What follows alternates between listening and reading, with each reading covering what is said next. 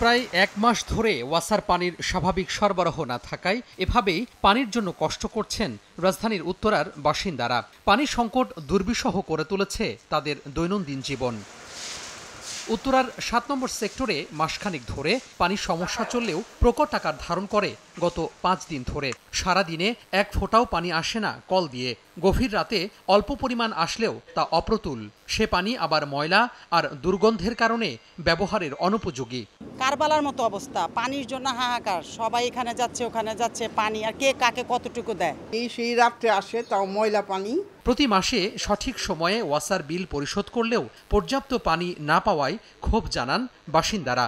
এলাকার বাসিন্দারা বলছেন যে এই পানির সংকটের কারণে তারা ওয়াসা থেকে যে পানির অর্ডার করেন সেটিও ২৪ থেকে ৪৮ ঘন্টা সময় লাগে এই ধরনের একটি গাড়ি আসতে। পানির বিলও আমরা দিয়ে যাচ্ছি, আবার এদিক থেকে ওয়াসা থেকে আমরা পানি কিনে ইউজ করছি। খাওয়া যাচ্ছে না, ওয়াশরুমে যাওয়া যাচ্ছে না। পানির স্তর নিচে নামায় এমন সংকট তৈরি হয়েছে জানিয়ে সেক্টর ৭-এর পাম্প লাইনম্যান জানান, ঘূর্ণিঝড় রেমালের কারণে বন্ধ রাখা পাম্প পুনরায় চালু হয়েছে।